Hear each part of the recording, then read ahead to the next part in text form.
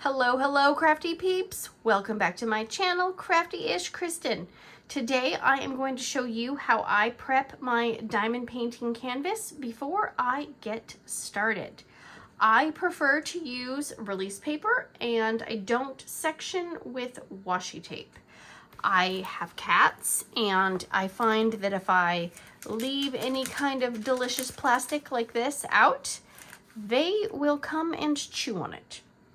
But I have to leave some plastic because you can't really put release paper all over and roll your canvas up very nicely. At least I can't. So I'm going to show you what I do. I know some people like to washi tape their edges. For me, I only do it when there is a drastic amount of glue. And this one is not bad. So I'm not going to do that. Plus I feel like either the washi tape doesn't stick at all or it falls off. There's no happy medium with the washi tape, at least for me. So I keep my release papers in this, I don't know if it's supposed to be a wallet or a coupon book. I got it at a garage sale and I thought it was just kind of ugly and cute at the same time. And so that is what I keep my release papers in. And I have two kinds of release paper. I have cute paper, and it's a little thicker, and I have the double-sided paper that you can get like 100 sheets on Amazon. So I like to use my cute release paper from Calb Sparkles. I will list her Etsy shop down below because if you can hear it, it's thicker. It's got like two layers. So it's got this layer, which is the printed kind of layer, and then there's like a plastic over the top. This is one-sided, so I mean obviously you want it so the cute side is up. And this is also her paper, and then this stuff is double-sided, so you can use either side. So what I like to do is I do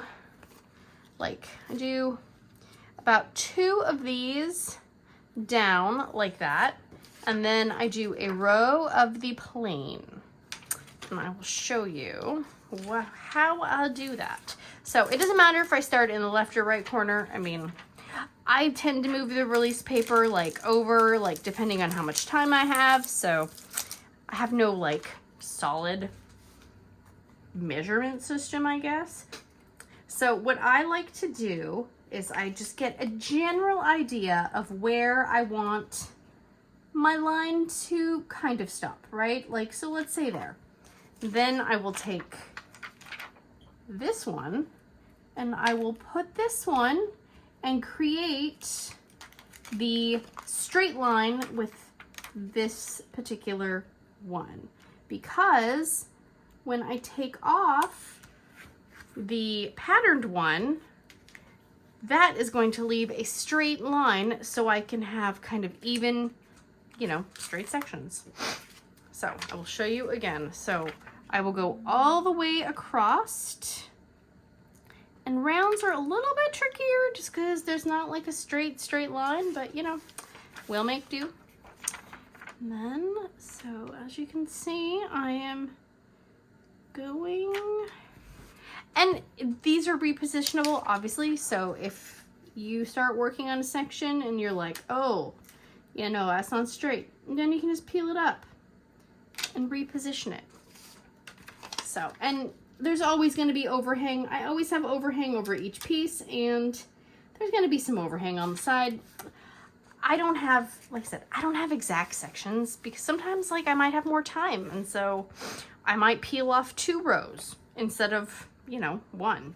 So, and then with these ones, I just kind of try to line it up on the side, right about there. And then this one I will try to line up, and you can see I have lots of overhang on there. It's fine. All right, and then this one, oops, I got a little piece of fuzz. So then I will kind of get that one lined up. And then this. So yeah, I mean, if I know that I'm gonna have more time than normal, usually I will just take 2 of these sheets off. But if I know I'm gonna have more time, or it's a really big color blocky area, I might peel off a bigger section. if you are very particular that all of your sections are the same size, you could measure. That's way too much effort for me, so I do not do that. All right, so let's get that. And then, oops, I ran out of rainbow paper. That's all right. So there we go. Now, what then I do is I fold this back down over my painting, and I will cut just so there's a little bit of overhang over this, like the more flexible release paper, like that. Then I will be ready and I will do this whole row. Then when I'm done with this one, I will do the same thing I just did, but I will peel up this paper and lay down the patterned release papers up there, and then put the solid up here. And I just keep shifting it up until I get to the last row, and then I'm done. So that is how I do it. It's not the most graceful method, but it works for me. And then obviously you know, cut the plastic and all that. But I like it this way because you could still, you know, roll your canvas, like, because I always start at the bottom. And so I have this part rolled up, and then as I'm working on it, you know, I unroll a little more, do the release paper. It's all good. So yeah, that's it. It's not that complicated, unless you want to make it complicated, and then do it. All right, guys, that is all I have time for today. Thank you so much for joining. If you enjoyed this, or have you ever used release paper, not used release paper, let me know. I would love to hear your thoughts. Thank you guys so much. Please consider liking, subscribing, hearting, farting, doing all the things. I appreciate it, and I will see you guys next time. Big awkward hugs. Bye.